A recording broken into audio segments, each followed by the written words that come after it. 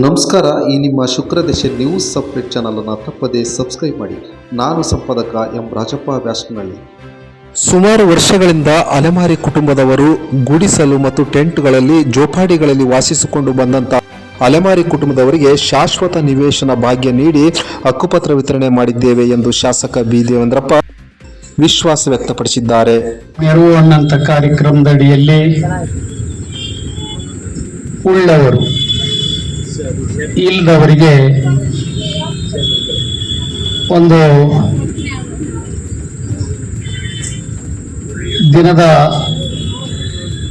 ತುತ್ತಿನ ಚೀಲವನ್ನ ತುಂಬಿಸುವಂಥದ್ದಿರ್ಬೋದು, ಒಂದು ಬಗಸೆ ನೀರು ಕುಡಿಯುವಂಥ ವ್ಯವಸ್ಥೆ ಮಾಡುವಂಥದ್ದಿರ್ಬೋದು, ತುಂಡು ಬಟ್ಟೆ ಕೊಡೋದ್ರ ಮುಖಾಂತರ ಅವರ ಮಾನವನ್ನ ಮುಚ್ಚುವಂಥದ್ದಾಗ್ಬೋದು, ದೀನ ದಲಿತರು, ಮಕ್ಕಳಿಂದ ತಿರಸ್ಕರ್ಪಟ್ಟ ವಯೋವೃದ್ಧರು, ಅನಾಥರು, ದೇವರ ಶಾಪಕ್ಕೆ ಗುರಿ ಹಾಕ್ತಕ್ಕಂಥ ಅಂಗವಿಕಲರಿರ್ಬೋದು, ಎಲ್ಲ ಜಾತಿಯ ಪ್ರತಿಭಾವಂತ ಬಡ ಮಕ್ಕಳಿರ್ಬೋದು, ಇವ್ರಿಗೇನಾದ್ರೂ ಒಂದು ಸಹಾಯ ಮಾಡಬೇಕು ಅನ್ನೋ ನಿಟ್ಟಿನಲ್ಲಿ ಹುಟ್ಟಿದಂಥ ಒಂದು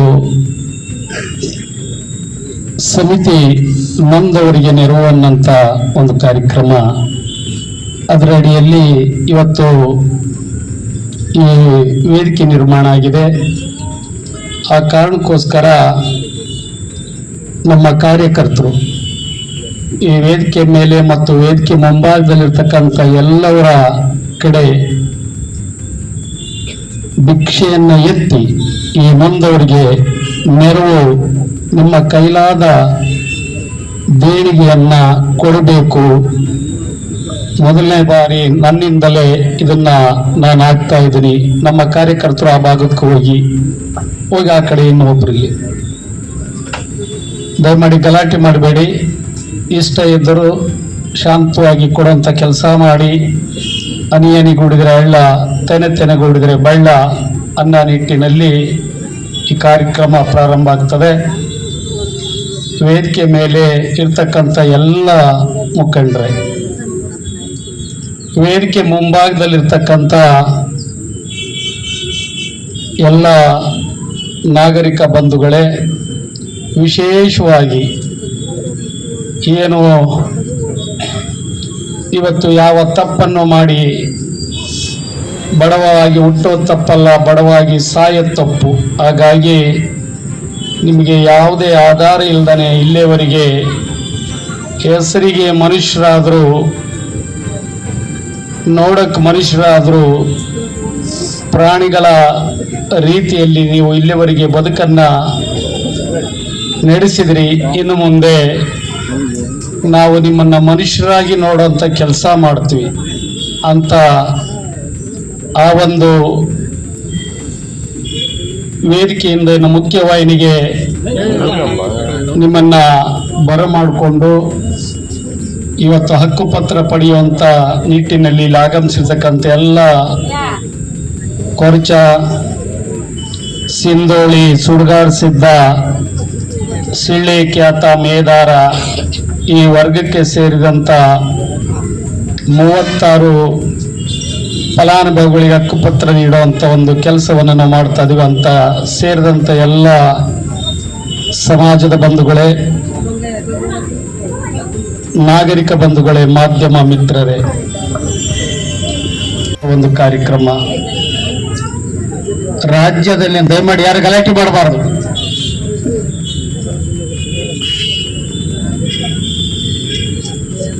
ಹಾಗಾಗಿ ರಾಜ್ಯದಲ್ಲಿ ವಿನೂತನವಾಗಿರ್ತಕ್ಕಂಥ ಒಂದು ಕಾರ್ಯಕ್ರಮ ಇದು. ಕಣ್ಣರಿಯದಿದ್ದಡೆ ಕರುಳರಿಯದೆ ಅನ್ನಂಥ ಮಾತನ್ನು ನಾವು ಕೇಳಿದ್ವಿ. ಹಾಗಾಗಿ ಮೊದಲನೇದಾಗಿ ನೊಂದವರಿಗೆ ನೆರವು, ಎರಡನೇದು ಹಕ್ಕುಪತ್ರಗಳ ವಿತರಣೆ, ವಿಶೇಷವಾಗಿ ಜಾತಿಷ್ಯ ಮರಣಂ ದ್ರೋಹಂ, ಹುಟ್ಟಿದ ಮನುಷ್ಯ ಸಾಯ್ತಾನೆ,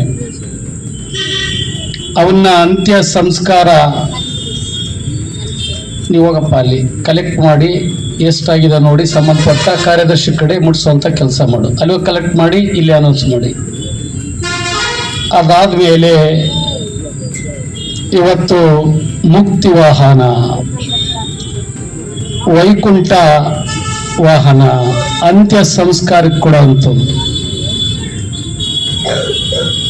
ಒಂದು ರಾಜಕುಮಾರ ಹಳೇ ಒಂದು ಹಾಡಿದೆ, ಈ ದೇಹದಿಂದ ದೂರನಾದೆ ಏಕೆ ಆತ್ಮನೇ, ಈ ಸಾವು ನ್ಯಾಯವೇ, ಆಧಾರ ನೀನೆಂದು ಲೋಕ ನಂಬಿದೆ. ಈ ರೀತಿಯಾಗಿ ಆ ಹಾಡನ್ನು ಹಾಕಿಕೊಂಡು ಅಂತ್ಯ ಸಂಸ್ಕಾರದಲ್ಲಿ ಹೋಗ್ತಾ ಇದ್ರೆ, ಆ ಪುಣ್ಯದ ಕೆಲಸಕ್ಕೆ ಸೇರಿದ್ರೆ ಅದಕ್ಕಿಂತ ಸೌಭಾಗ್ಯ ಇನ್ನೊಂದಿಲ್ಲ. ಅವರು ನಾದಪ್ರಿಯ ಅಲ್ಲ, ವೇದಪ್ರಿಯ. ಶಿವನೆಂಬರು ವೇದಪ್ರಿಯನಲ್ಲ, ಅವೆರಡೂ ಅಲ್ಲ. ನಮ್ಮ ಶಿವ ಭಕ್ತಿ ಪ್ರಿಯ ಅಂತ ಹೇಳಿದರೆ, ನಾನು ಹೇಳ್ತೀನಿ ಅಲೇಶಪ್ಪ, ಅವನು ನಾದ ಪ್ರಿಯನೂ ಅಲ್ಲ, ವೇದ ಪ್ರಿಯನೂ ಅಲ್ಲ, ಭಕ್ತಿ ಪ್ರಿಯನೂ ಅಲ್ಲ, ಕಾಯಕ ಪ್ರಿಯ. ಈ ಮೂರು ಮೀರಿದಂಥದ್ದಿದೆ. 12ನೇ ಶತಮಾನದಲ್ಲಿ ಬಸವಣ್ಣವರು ಹೇಳಿದ್ದಿಷ್ಟನೇ, ವರ್ಕ್ ಈಸ್ ವರ್ಕ್ಶಿಪ್, ಕಾಯಕವೇ ಕೈಲಾಸ. ಕಾಯಕದಲ್ಲಿ ತಲ್ಲೀನನಾದಡೆ ಲಿಂಗವನ್ನಾದರೂ ಮರೆ, ಜಂಗಮವನ್ನಾದರೂ ಮರೆ ಅನ್ನಂತ ಮಾತು ಹೇಳಿದ್ರು.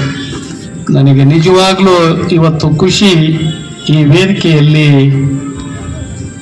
ಎಂತೆಂಥ ಅದ್ಭುತವಾಗಿರ್ತಕ್ಕಂಥ ಮಾತುಗಳನ್ನು ನೀವು ಆಡಿದ್ರಿ. ಈ ವೇದಿಕೆ ಈಗ ಆಗ್ಬೇಕು, ಇದು 12ನೇ ಶತಮಾನದ ಅನುಭವ ಮಂಟಪ ಆಗ್ಬೇಕು. ಕಾಯಕದಲ್ಲಿ ಅವರು ದೇವರನ್ನು ಕಂಡುಕೊಂಡ್ರು.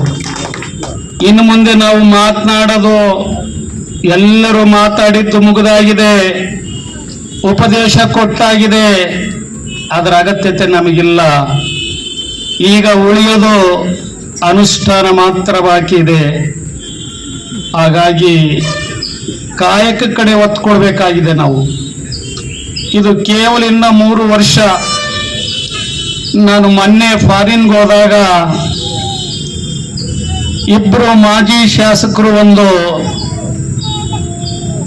ಸುದ್ದಿಗೋಷ್ಠಿಯನ್ನು ಮಾಡ್ತಾರೆ.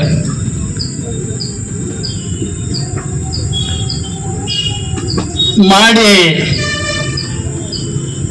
ತಳ ಇಲ್ಲ ಬುಡು ಇಲ್ಲದ ಟೀಕೆಗಳನ್ನು ಮಾಡ್ತಾರೆ. ನಾನು ಅಲ್ಲಿಂದನೇ ಅವ್ರಿಗೆ ಉತ್ತರ ಕೊಡ್ಬೇಕಂತ ಮಾಡಿದ್ದೆ. ಸುಮಾರು 15,000 ಕಿಲೋಮೀಟರ್ ದೂರದಲ್ಲಿದ್ದೆ. ನನ್ನ ವಿದೇಶಿ ಪ್ರವಾಸವನ್ನ ಮೊಟಕುಗೊಳಿಸಿ ವಾಪಸ್ ಬರ್ಬೇಕಂದ್ಕೊಂಡಿದ್ದೆ. ಆದ್ರೆ ಸಮಯ ಬರಲಿ ಹೇಳೋಣ ಅಂದ್ಕೊಂಡಿದ್ದೆ. ಇವತ್ತು ಜಸ್ಟ್ ಇದನ್ನ ನೆನಪು ಮಾಡ್ಕೊಡ್ತೀನಿ ಅವರಿಗೆ. ಟೀಕೆ ಮಾಡಬೇಕಾದ್ರೆ ಮೈ ಮೇಲೆ ಪ್ರಜ್ಞೆ ಇಟ್ಕೊಂಡು ಟೀಕೆ ಮಾಡಬೇಕು. ಟೀಕೆ ಮಾಡೋದಕ್ಕೆ ನೀನು ಬೇಡ ಅಂತ ಹೇಳಲ್ಲ. ಮಾತ್ರ ಗೊತ್ತು ನನಗೆ, ಅದನ್ನ ತಿರುಗಿಸ ನೋಡಲ್ಲ. ಕಲಂದರ್ ಸಾಹೇಬ್ರನ್ನ ಕಾರ್ಯದರ್ಶಿ ಖಜಾನ್ಸಿಯಾಗಿ ಮಾಡಿದ್ದೀನಿ. ಇಲ್ಲಿ ಸ್ತ್ರೀಯರಿಗೂ ಅವಕಾಶ ಇದೆ, ಪುರುಷರಿಗೆ ಎಲ್ಲ ವರ್ಗದವರಿಗೆ ಅವಕಾಶ ಮಾಡಿ ಮುಂದೊಂದು ದಿನ ದೊಡ್ಡ ಶಕ್ತಿಯನ್ನಾಗಿ ಮಾಡಿ ಈ ಕ್ಷೇತ್ರದ ಜನ ಒಂದು ವಿಷ್ಣುವರ್ಧನ್ ಹಾಡು ನೆನಪಾಗ್ತದೆ. ತುತ್ತುವನ್ನ ತಿನ್ನೋಕೆ, ಬಗಸೆ ನೀರು ಕುಡಿಯೋಕೆ, ತುಂಬು ಬಟ್ಟೆ ಸಾಕು ನನ್ನ ಮಾನ ಮುಚ್ಚಕ್ಕೆ, ಅಂಗೈಗಳ ಜಾಗ ಸಾಕು ಆಯಾಗಿರೈಕ ಅನ್ನಂತ ಮಾತು. ಆ ನಿಟ್ಟಿನಲ್ಲಿ ಇದನ್ನ ಮಾಡೋ ಕೆಲಸ ಮಾಡ್ತೀನಿ. ಇದರ ಉದ್ದೇಶ ಇನ್ನೊಂದು ಬಹಳ ಅಡಗಿನಿದು.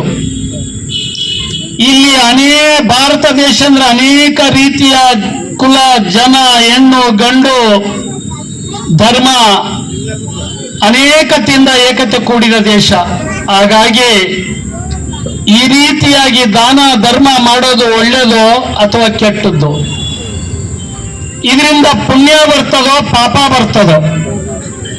ಹಾಗಾದ್ರೆ ನಾನು ಮಾತ್ರ ಕೊಟ್ಟು ನಾನು ಯಾಕೆ ಪುಣ್ಯ ಕಟ್ಕೊಳ್ಳೋಣ? ಆ ಪುಣ್ಯದಲ್ಲಿ ನಿಮ್ಮನ್ನೆಲ್ಲರೂ ಭಾಗ ಆಗಲಿ, 1 ರೂಪಾಯಿ 10 ರೂಪಾಯಿ ಕೊಟ್ಟು ಅಂತಂದೇಳಿ ಇವತ್ತು ದೇಣಿಗೆ ಎತ್ತಿದ್ದೀನಿ. ಹಾಗಾಗಿ ಇನ್ನು ನಾನು ರಾಜ್ಯ ಮಟ್ಟದಲ್ಲಿ ಜೋಳಿಗೆ ಹಾಕೊಂಡು ಆ ನಿಧಿಯನ್ನು ತಂದು ನಿಮ್ಮ ಮುಂದೆ ಇಟ್ಟು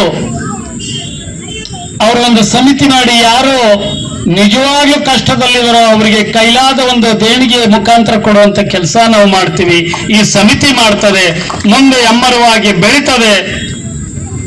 ಇದರಲ್ಲಿ ಎರಡು ಸಂದೇಹ ಇಲ್ಲ ಅನ್ನಂತ ಮಾತನ್ನ ಹೇಳಕ್ಕೆ ಬಯಸಿ ಅವರಿಗೆಲ್ಲ ಒಂದು ಕುರಿ ಜಯಣ್ಣ ಯಾವ ಸಮಾಜಕ್ಕೆ ಸೇರಿದನಪ್ಪ ನೀನು? ಸುಡುಗಾಡು ಸಿದ್ರಿಗೆ ಒಬ್ಬ ಏನೋ